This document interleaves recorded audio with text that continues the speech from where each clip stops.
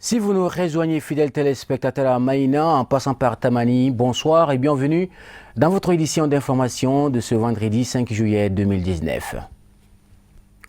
À la ligne de l'actualité de ce vendredi, cérémonie de remise de médailles d'honneur par le grand chancelier des ordres nationaux du Mali, au nom du président de la République, à M. Mamadou Naman Keïta, directeur national des routes, pour ses bons et loyaux services rendus à la nation malienne.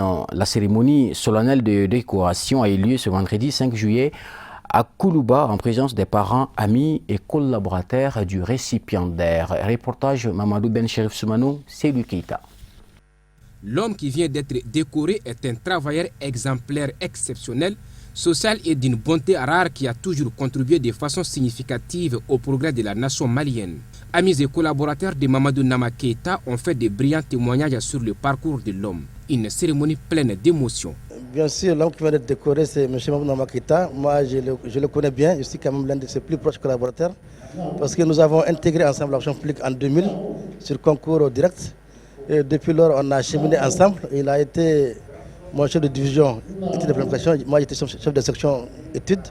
Ensuite, il est devenu national de route. Moi, je suis devenu chef de division études et planification. Et jusque-là, on est encore ici maintenant au niveau de chef de division travaux technologie. Donc vraiment, je le connais très bien. C'est un cadre compétent, il est vraiment une expérience avérée dans le domaine du secteur. Il a beaucoup de rigueur, et puis il est social, il est humain aussi. Il écoute beaucoup les collaborateurs. Donc vraiment, en tout cas, moi je pense que vraiment il a des qualités vraiment que tout homme, en tout cas tout fonctionnaire doit s'inspirer de ces qualités-là pour arriver. Je pense qu'il a aussi gravi toutes les marches de la direction des routes. Vraiment, il a passé par l'escalier. Il n'est pas monté par l'ascenseur. L'homme que vous voyez qu'on venait de décorer tout de suite là, c'est un homme exemplaire. Et la décoration, il le mérite. Ce n'est pas un cadeau pour lui, mais il le mérite. C'est quelqu'un qui travaille de 7h à 21h, 22h. Je peux dire que vous-même, vous êtes témoin. Mais je ne fais que lui faire des bénédictions. Peut-être Allah. Après avoir laissé entendre l'immense joie qui l'anime en recevant cette distinction, le nouveau médaillé d'honneur dira que cela ne fera que renforcer son combat et c'est tous les jours pour le développement de notre chère patrie.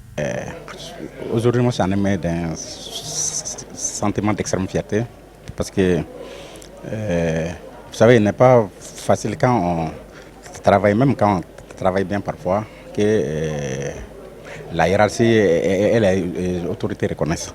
Mais là, c'est une reconnaissance qui m'a surpassé. Et je salue les hautes autorités de notre pays, à commencer par le président de la République, jusqu'à mon ministre, pour la reconnaissance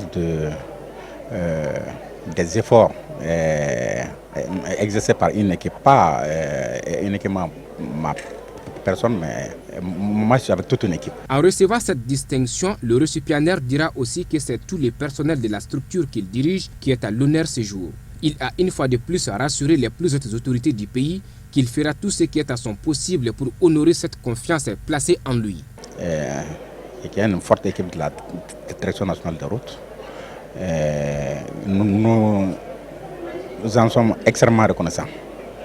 Au-delà de ça, c'est de dire aussi les remerciements à, je l'ai dit à la salle, à mes collaborateurs, à travers qui nous réussissons à mettre en œuvre les actions. Et remercier aussi les mandats, c'est extrêmement important parce que moi je tire toutes mes inspirations du mandat profond, c'est extrêmement important. Vous savez, il ne faut jamais oublier ses valeurs. Quand on ne se trompe pas sur ces chemins, on peut réussir énormément de choses. Et puis, dire aussi que c'est un message qui nous a ainsi véhiculé, un message extrêmement fort, mais que nous avons bien compris et qu'Inch'Allah, nous relèverons les défis. C'est un stage de faire non seulement encore plus, mais surtout de ne plus jamais décevoir. C'est extrêmement important. C'est dans la liesse que cette cérémonie de remise a pris fin par une photo de famille. Félicitations aux récipiendaires. Autre actualité, le groupement professionnel des agences de communication, autrement dit GEPAC, a un nouveau président à l'issue de sa 9e Assemblée générale élective. Le choix est donc porté sur M. Sidi Dagnokou à occuper la présidence. Ce dernier place son mandat sous les signes de la consolidation des acquis. C'était ce vendredi 5 juillet au Conseil national du patronat du Mali en présence de la ministre de la Promotion, de l'Investissement, des petites et moyennes entreprises et de l'entrepreneuriat national. Pour plus de précisions, suivons le nouveau président du GEPAC au micro de Kafouné Batili et Ibrahim Koulibaly. Sous le signe de la consolidation de nos acquis, nous avons eu lors du mandat précédent à poser beaucoup d'actes qui vont dans le sens de la professionnalisation de notre secteur, qui vont dans le sens du renforcement de nos capacités et qui vont dans le sens de sécuriser et d'assainir pour que nous ayons au Mali des vrais professionnels de la publicité et de la communication. Et nous avons un cadre juridique que nous devons aussi appliquer. Au regard de ces acquis, nous avons besoin maintenant de les consolider et les amplifier pour que, au-delà des acquis théoriques, que nous puissions concrètement, nos membres puissent rentrer maintenant de plein pied dans la nouvelle phase de la publicité que nous voulons créer au Mali. Alors les défis à relever, c'est d'abord d'appliquer les textes. Nous avons des nouveaux textes, nous avons la loi sur le régime général de la publicité, nous avons un décret d'application, nous avons une décision. Nous allons lancer la phase de renouvellement des agréments. Nous allons ensuite engager des formations professionnelles et nous allons structurer davantage la publicité autour des métiers, notamment le conseil, notamment la régie, notamment l'événementiel. Des kits scolaires et sanitaires destinés aux meilleurs élèves des établissements de la commune de Kalabankourou offerts par l'ONG Enda Tiers-Monde. La cérémonie de remise s'est déroulée ce vendredi 5 juillet dans la salle de réunion du Cap de Kalabankourou et a vu la participation de la coordinatrice du projet, son choix à elle, des autorités communales, coutumières et des responsables du Cap. Reportage Kafouné, Fatoumata Kane, Draman Mali. Les meilleurs élèves des établissements de la commune de Kalabankourou ont reçu une récompense et des encouragements de la part de l'ONG Enda Tiers-Monde d'une valeur de 2 145 000 francs CFA. Ces dons sont entre autres composés de sacs, de bics, de cahiers, de coton hygiénique, de boîtes d'eau de javel. La joie se lisait sur le visage des bénéficiaires. Nous sommes très contents. Ce que j'ai à dire, nous avons beaucoup compris et nous avons besoin de ces conseils-là aussi. Vraiment, ils nous encouragent. Cette donation est le fruit d'un partenariat entre le Cap de Kalabankourou et l'ONG Enda Tiers-Monde à travers le projet Son choix à elle. Et se fixe comme objectif d'amener les parents à la maîtrise des droits des enfants afin de lutter contre le mariage précoce pour la promotion de la scolarisation des filles. On a choisi ces élèves, ce n'est pas pour rien. Comme le projet est venu, on a dit au DECAP, par l'intermédiaire de le DECAP nous a donné la SCOFI et la SCOFI a choisi dans chaque école, dans chaque groupe scolaire de Kalabankourou les meilleures filles. Donc si ces filles font des sensibilisations, font des séances de théâtre, ils font la promotion des objectifs du projet Son choix. Donc on doit les récompenser. En les récompensant, ça va amener les autres filles à être jalouses. Et une promotion de la scolarisation des filles et un maintien aussi des filles à l'école. L'objectif principal du projet Son choix, c'est d'amener à la population à un changement de comportement vis-à-vis de nos enfants. D'amener les enfants aussi à un changement de comportement vis-à-vis des parents. Cette rencontre qui a réuni le comité de gestion scolaire, les dirigeants de la commune ainsi que les responsables du Cap de Kalabankourou vient à point nommé selon ces derniers. Ils se sont réjouis de la collaboration avec l'ONG Enda Tiers-Monde qui impacte le développement de leur commune. La donation de l'Enda Tiers-Monde, ça nous va droit au cœur parce que nous sommes les premiers à recevoir les problèmes que les filles rencontrent dans les écoles. Chaque fois que ces problèmes viennent, les directeurs nous appellent pour dire qu'il y a tel problème ou tel problème dans notre école. Donc si l'ENDA parvient à continuer avec de telles actions, vraiment ça va nous éviter beaucoup de problèmes, surtout au niveau des filles. Notre message à l'endroit des élèves, c'est d'accompagner ce projet. C'est d'accompagner ce projet parce que la finalité, c'est eux. La finalité, c'est les élèves eux-mêmes parce que ça ne fait que résoudre leurs problèmes. Donc vraiment, je les appelle à accompagner vraiment ce projet. C'est un sentiment de fierté pour nous d'avoir ENDA comme partenaire ici. À travers leur projet, son choix à elle. Donc il n'est d'autre que de laisser les jeunes filles étudier donc jusqu'à leur maturité. Donc après, elles pourront faire le choix de leur mariage. Bon, c'est un bon projet, mais ce n'est pas facile parce que souvent il y a des sujets tabous. Donc c'est aux parents d'être compréhensifs. Et puis ils ont formé des relais aussi qui sont chargés d'expliquer la situation aux jeunes filles et aux parents. Donc on demande aux parents d'être compréhensifs et aux jeunes filles aussi d'être sérieux et assidus dans tout ce qu'ils font. Parce que ce n'est pas facile. Donc c'est tous les kits qu'ils viennent de recevoir, de bien prendre soin de ces kits-là. Notons que 30 filles faisaient partie de cette donation qui est à sa deuxième du genre. Parlons toujours de l'éducation. Le collectif des Ansar milieu universitaires et scolaires a tenu sa 3e journée de l'étudiant Ansar au menu. Plusieurs activités, notamment des conférences et un match de football. C'était ce vendredi 5 juillet à la faculté de médecine, de pharmacie et de dentostomologie, en abrégé FM Post. Alhamidou Badini Baba Keita.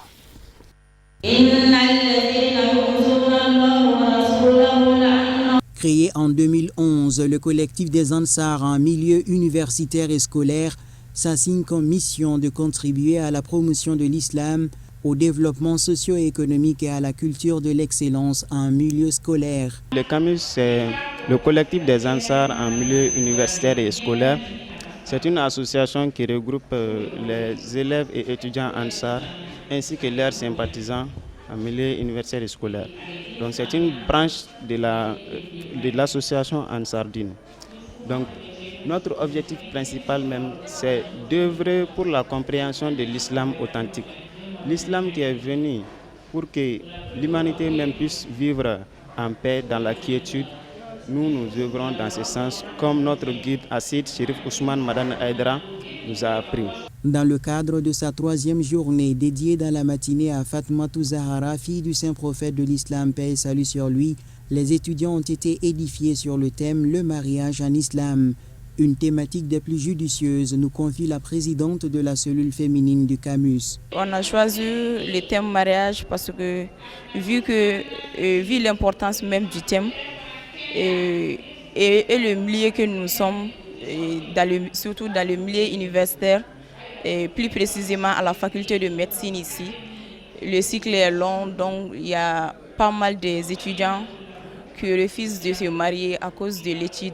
Nous, on pense que si on parvient à les convaincre, à les expliquer l'importance du mariage et le rôle du mariage, ça facilite un peu la tâche. Donc c'est dans ce cadre-là qu'on a choisi le thème mariage. Les participants à cette conférence n'ont pas manqué d'exprimer toute leur satisfaction. Bon, ce que j'ai compris de la conférence, c'est la place de la femme dans un foyer et puis le rôle de la femme aussi.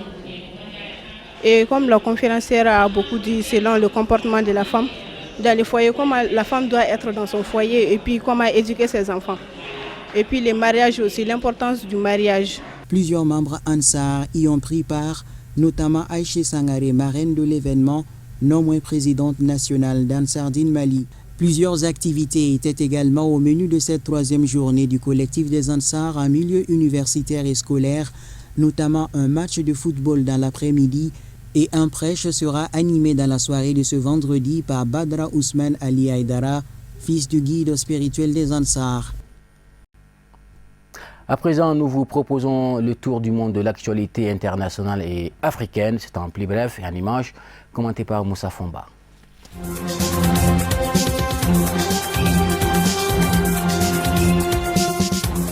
Ce 5 juillet marque le 20e vendredi de manifestation pour un changement de régime en Algérie. Il coïncide aussi avec la fête nationale, anniversaire de l'indépendance du pays. Les appels à manifester sont très nombreux car l'enjeu est de peser dans la balance de la transition. Mardi prochain, le 9 juillet, le mandat du président par intérim prendra fin en Algérie et il faudra inventer une solution puisque la constitution n'en prévoit pas. Cette solution, les manifestants veulent en faire partie. Ils considèrent que seul le nombre de personnes dans la rue ce vendredi 5 juillet leur permettra d'obtenir plus de concessions de la part des autorités. Faut-il modifier la constitution d'abord? Faut-il préparer en priorité des élections libres et transparentes? Et combien de temps cela doit-il durer? Des regroupements de partis politiques et certains leaders de la société civile sont en pourparlers. Mais le problème majeur reste que ces initiatives ont du mal à obtenir la confiance des manifestants.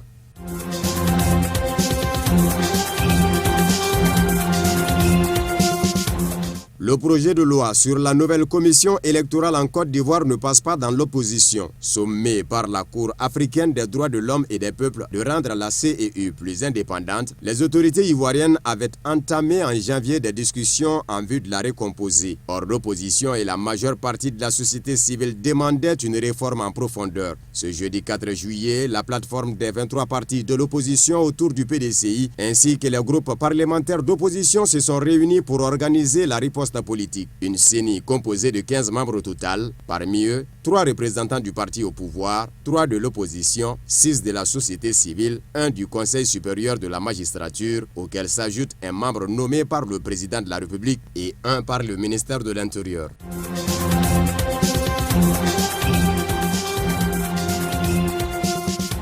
En Guinée-Bissau, le nouveau gouvernement d'Aristide Gomez a été annoncé le 3 juillet, date limite de l'ultimatum adressé par la communauté économique des États de l'Afrique de l'Ouest CEDEAO, médiatrice dans la crise politique qui exigeait aussi la nomination d'un nouveau procureur général. Ce dernier a été nommé par le président bissau-guinéen José Mario Vaz après la démission du titulaire de ce poste en conflit avec la majorité parlementaire selon un décret présidentiel. Monsieur Ladislao Clemente Fernando Ambassa est nommé procureur général jusqu'à l'investiture du nouveau président de la République. L'ancien titulaire du poste, Bakary Biaye, avait démissionné la veille après un conflit avec la majorité parlementaire. Il avait en effet réclamé le 29 juin l'arrestation pour tentative de subversion de l'ordre constitutionnel du président de l'Assemblée nationale, Cipriano Kassama, désigné par la majorité pour assumer l'intérim du chef de l'État, José Mario Vaz, dont le mandat a expiré le 23 juin dernier.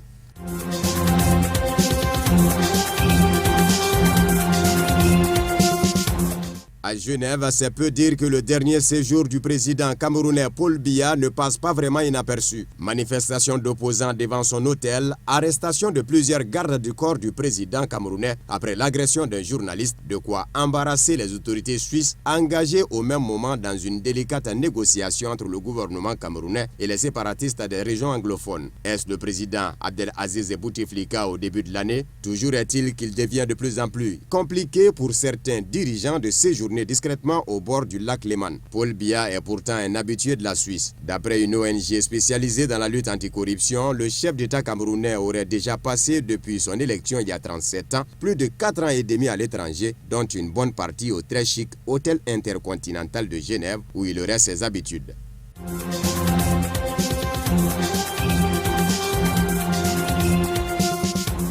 Le Soudan s'approche peut-être d'une sortie de crise. Après plusieurs mois de blocage et de graves violences, le médiateur de l'Union africaine a annoncé dans la nuit de ce vendredi 5 juillet que les putschistes au pouvoir et les leaders de la contestation civile avaient trouvé un accord. On attend désormais de savoir combien de temps chaque camp va diriger le Conseil souverain et surtout quelles personnalités le présideront en alternance. Des sources parlent d'abord d'un civil au passé militaire ou encore d'Abdel Fattah al-Burhan, le chef des putschistes. Les détails techniques de cet accord sont encore attendus. En tout cas, il s'agit d'une avancée cruciale car ce Conseil souverain sera le cœur du pouvoir transitionnel. C'est sur son cas que les précédents dialogues avaient bloqué. L'autre avancée majeure, c'est la question de la lutte contre l'impunité.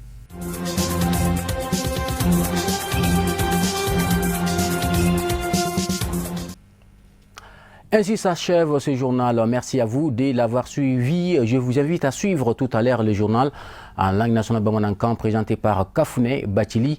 Bon début de week-end en compagnie des programmes de Chérif la télévision.